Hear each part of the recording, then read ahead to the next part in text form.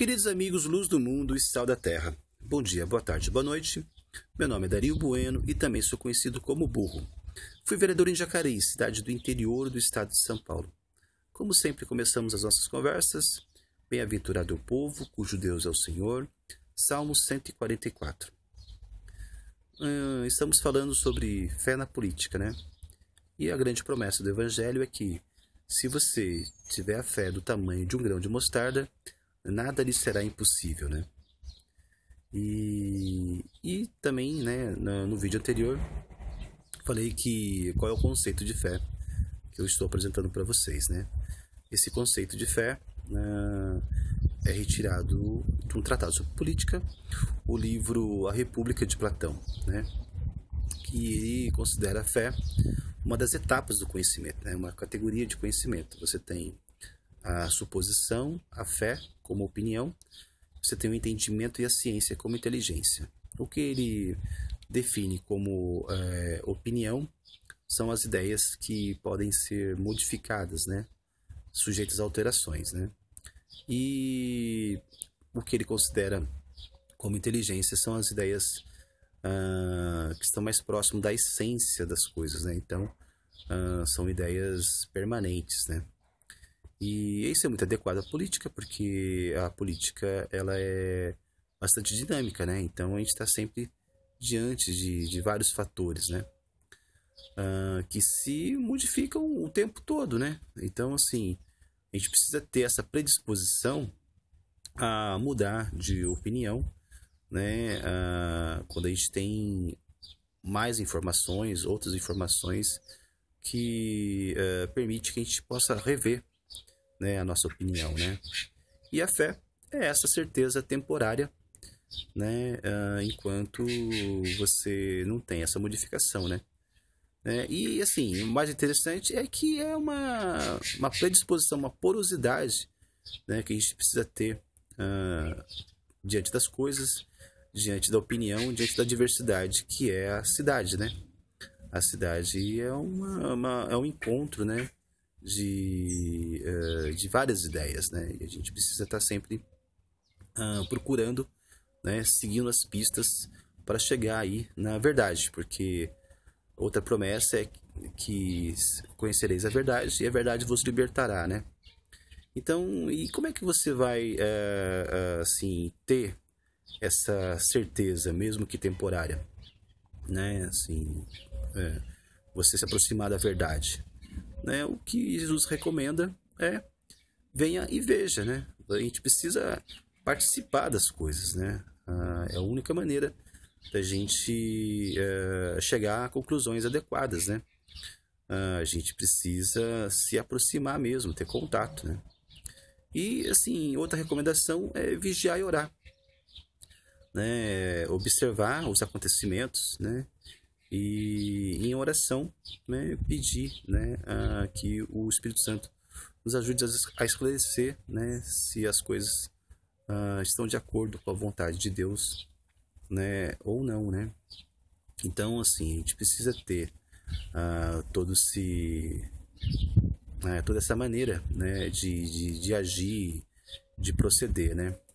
Muitas pessoas também acabam falando, né, acusando o Evangelho de fanatismo contra a ciência, né? E a gente fazendo aí essa apreciação, a gente percebe que o Evangelho é um dos patronos da ciência, né? O Evangelho, né, se ele diz que é para conhecer a verdade, né? Ele não pode ser contra o conhecimento, né? Não pode ser contra a verdade, né? Então, de maneira alguma, ele é contra a ciência, né? Então, assim, muitas pessoas falam mal do Evangelho, muitos por não conhecer, né? E é uma das nossas tarefas transmitir a palavra e incentivar que as pessoas, né, conheçam o Evangelho e principalmente na fonte, né? Que leiam o Evangelho, né? E aí, a gente, assim, eu observando, né, o que acontece, eu vejo que muitos erros, né, são do mau uso das palavras, né? Muitas vezes a gente repete as palavras, né, de maneira espontânea, automática, e a gente não para refletir significado das palavras, né? E o problema de você usar palavras de modo equivocado é que você mantém, né, uma sucessão de erros, né? E assim, e o pior, você induz outras pessoas ao erro, né? Então a gente precisa estar sempre, né, vigiando e orando e refletindo sobre as coisas, né? Uma palavra que eu vejo que é mal empregada, e é desde o início do catolicismo, né? E continua sendo mal empregada, né, pelos protestantes, né? Porque os protestantes é a Igreja Católica reformada, né? E assim, a gente percebe que o grande equívoco é justamente com a palavra igreja, né?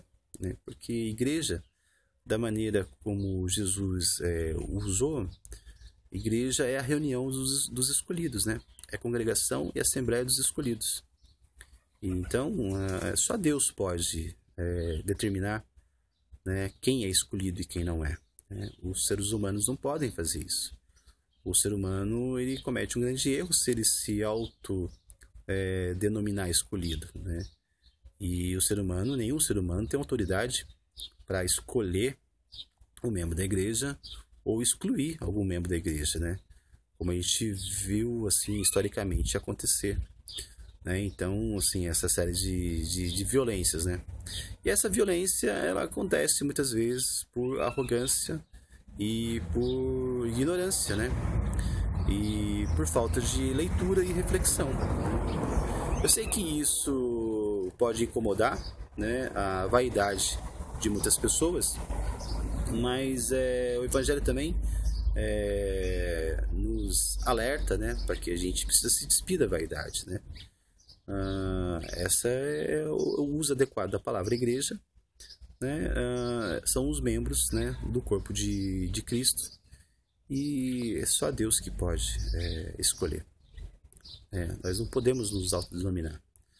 Agora, as pessoas se reúnem muitas vezes, né, com o objetivo de divulgar o Evangelho, de louvar, de estudar o Evangelho.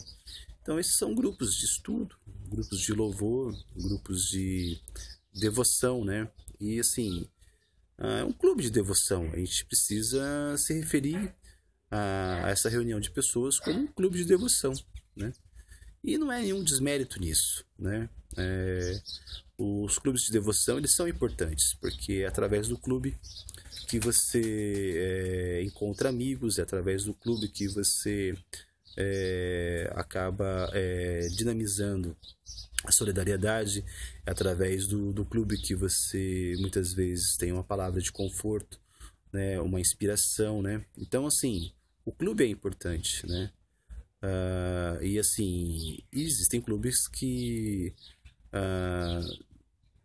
pode ser da sua preferência ou não, né? Tem clubes da maneira mais variadas, né? Tem uns que são mais barulhentos, tem outros que são mais discretos, né? Aí isso depende muito do temperamento das pessoas e da interpretação que elas fazem da palavra, né? Então, assim, e aí a gente vê muitas pessoas insatisfeitas, né? Ou muitas vezes agredidas, né, por esses clubes, né? E as pessoas acabam, de uma certa maneira, revidando a agressão, né?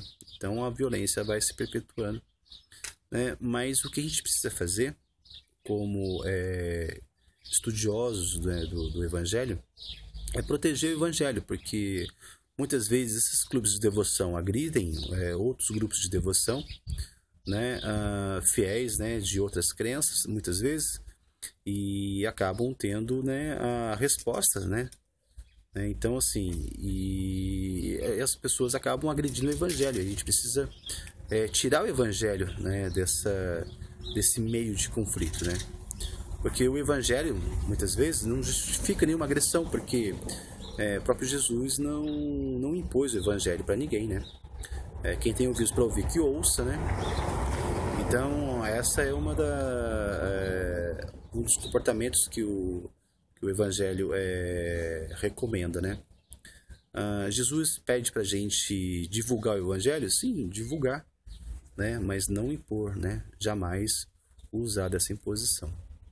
Então, eu vejo que isso também na política existe uma grande preocupação, né?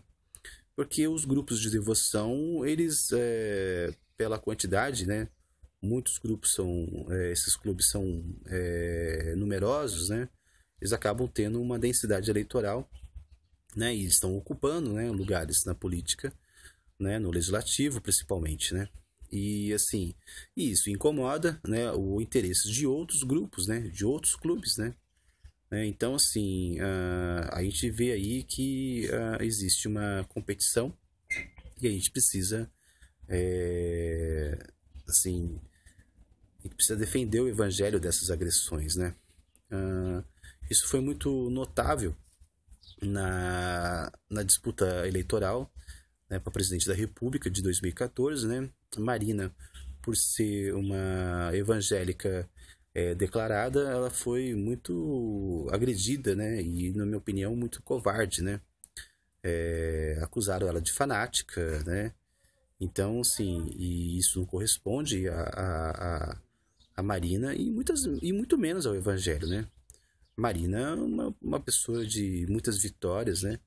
Então, assim, se você vê a trajetória da Marina, uma pessoa de muita força, né? Uma pessoa muito preparada, né? E, assim, uma das coisas absurdas que quiseram impingir nela é que ela fazia roleta bíblica, né? Quando ela tinha que decidir alguma coisa, ela abria a Bíblia ao acaso e, e lia algum versículo, e esse versículo seria a solução, né, do problema, da dúvida dela, né? Então, a gente precisa lembrar que os livros, né, eles não só são livros de estudo, de reflexão, mas são livros de inspiração também, né? Não quer dizer que ela seria ingênua de adotar uma solução porque está naquele versículo. Aquele versículo pode fazer ela se lembrar de outros estudos que ela já fez, coisas que ela já apreciou com calma, né? Inclusive na área técnica, administrativa, né? Então, assim, a gente precisa, sim, defender o evangelho desses conflitos. Existem aí os clubes de devoção, né, numerosos que estão com dignidade ocupando os espaços, né?